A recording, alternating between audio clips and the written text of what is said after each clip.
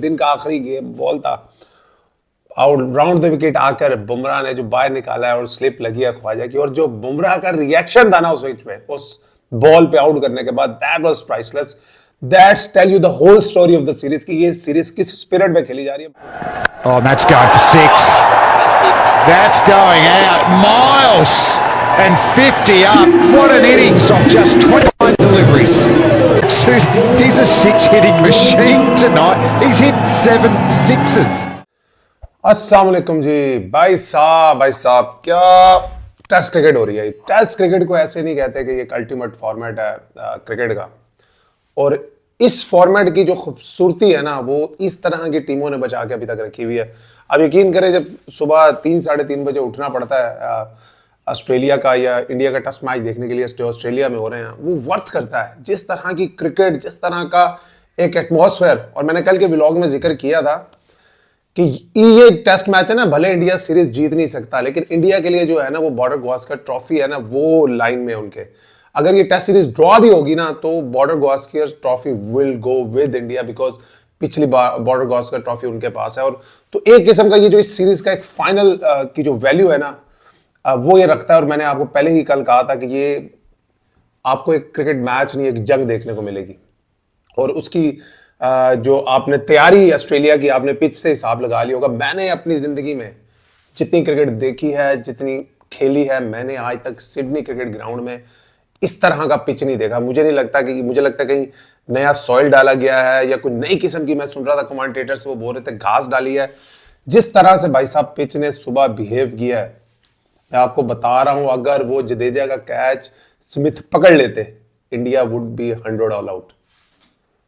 और 100 all out के बाद भी आप इंडिया को रूल आउट नहीं कर सकते जिस तरह की ये पिच। लेकिन डिफरेंस जो मुझे सबसे बड़ा डिफरेंस लगेगा ना, वो ये है कि ऑस्ट्रेलिया की तरफ से ना आपको पैट कमिंस आउट करते हुए नजर आते हैं, आपको मिचेल स्टार्क आउट करते हुए नजर आते हैं। अब बॉलैंड ने तो इंडिया के बॉस बने हुए हैं वो, जबकि वो इंडिया के खिलाफ खेलते हैं, वो किसी भी टीम के खिलाफ खेलते हैं ना, ऑस्ट्रेलिया की तरफ से उनको अपॉर्चुनिटी बहुत थोड़ी मिलती है। मैं तो पिछले बहुत सालों से देख रहा हूं कि उस बेचारे को जब भी अपॉर्चुनिटी मिलती है, मोस्टली मिलती है या मिचेल स्टार्क रेस्ट कर ले या हेजलवुड रेस्ट कर ले, कमिंस थोड़ा कम रेस्ट करते हैं, तो वो जब भी आता है बेचारा परफॉर्म करता है। जब हेजलवुड वापस आता है वो ड्रॉप हो जाता है। लेकिन आज भी उन्होंने क्या खूबसूरत, उनके हिसाब की पिच थी, जितना पिच के ऊपर घास था, मैंने कभी सिडनी की पिच पे इतना घास नहीं देखा।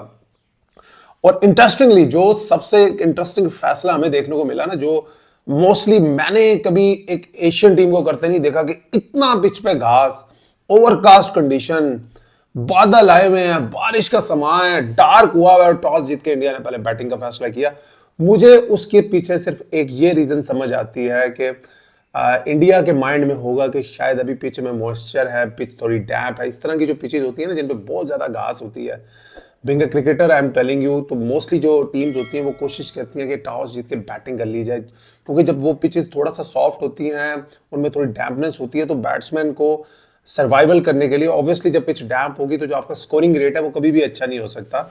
लेकिन जो इस तरह की डैम्प पिचेज में, मुझे याद है कि हम लोग जब ये डायमंड में क्रिकेट ग्राउंड है पाकिस्तान में, फर्स्ट क्लास क्रिकेट होती है, वहां पे बहुत ज्यादा घास वाली पिचें मिलती थी, तो मोस्टली जो टीमें ना वहां से धोखा खाती होती थी, वो टॉस जीत के पहले बॉलिंग कर लेती होती थी। लेकिन मैंने इस्लामाबाद की टीम को देखा था, वो हमेशा टॉस जीत के पहले बैटिंग करते होते थे। तो वो इस तरह का डिसीजन मुझे लगता है इंडिया ने लिया, और इंडिया ने पहले बैटिंग की।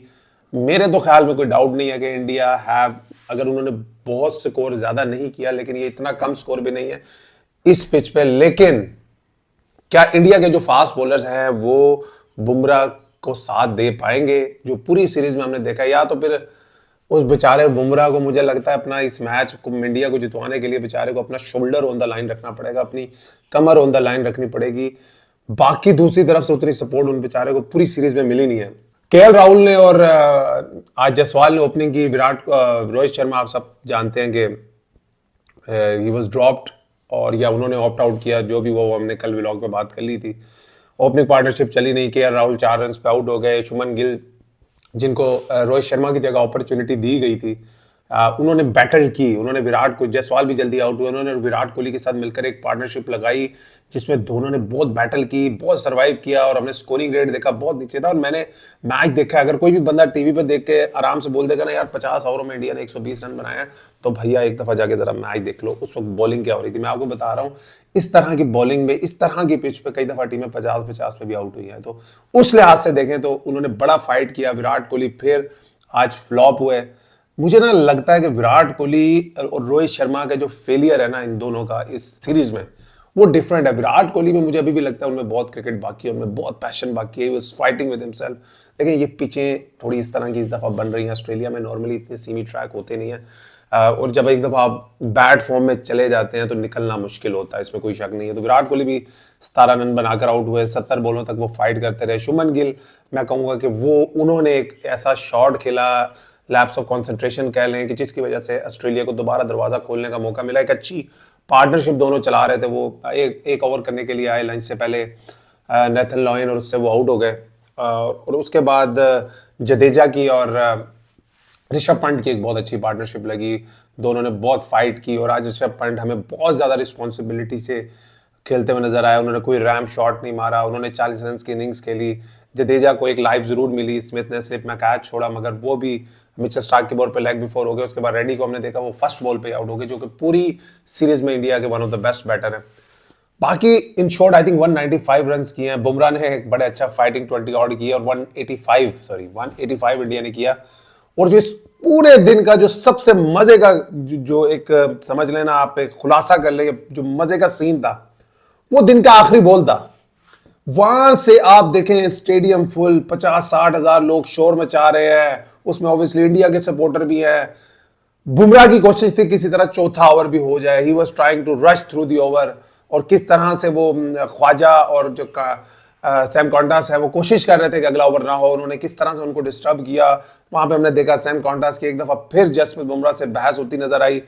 देखिए ये थोड़ा सा मुझे लगता है कि ये थोड़ा सा ओवर हो रहा है। मैं मानता हूं कि सैम कॉन्टास को थोड़ी सी पब्लिसिटी मिली है उसकी वजह से, जो विराट कोहली ने उनके शोल्डर मारा था, लेकिन I think it's getting a little over. आपको एक गेम की रिस्पेक्ट करनी है, आपको उस गेम के जो लेजेंड्स हैं उनको भी रिस्पेक्ट करनी है। उसमें वो जबरदस्ती उन्होंने ख्वाजा से कुछ कहा था, लेकिन इन्होंने आगे से जवाब दिया, उसकी वजह से हमने देखा जंग हुई। और वेरी नेक्स्ट बॉल पे, ओ बाबा क्या क्या सीन्स थे वो, जब वेरी नेक्स्ट बॉल पे, जब दिन का आखिरी गेम बॉल था, आउट राउंड द विकेट आकर बुमराह ने जो बाहर निकाला है और स्लिप लगी है ख्वाजा की, और जो बुमराह का रिएक्शन था ना उस स्विच पे, उस बॉल पे आउट करने के बाद, दैट वाज प्राइसलेस।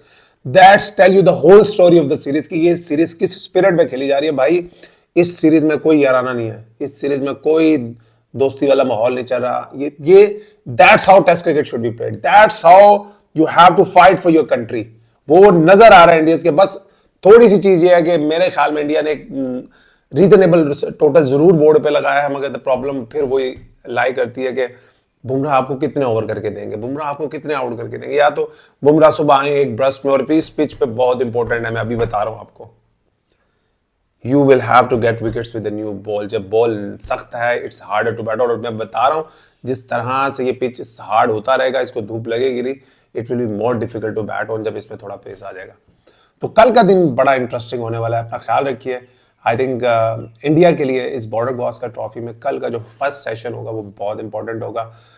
सब नजरें उन पे होंगी, क्या इंडिया भी ऑस्ट्रेलिया को इसी तरह आउट कर सकता है। और मुझे इसमें कोई डाउट नहीं है, जिस तरह की पिच है भाई साहब, India has all the chances to come back into this game. देखने में आपको जरूर लग रहा है कि इंडिया 185 पे आउट हो गया है, मगर अगर आपने मैच देखा है, आपने पिच को देखा है, अगर पिच उसी तरह बिहेव की जिस तरह बिहेव पूरा दिन करती रही है, ये 185 भी अजाब बन जाएंगे। थोड़ा सा बुमराह के साथ आपको सपोर्ट करनी पड़ेगी। अपना ख्याल रखिए, इंशाल्लाह मुलाकात होती है नेक्स्ट।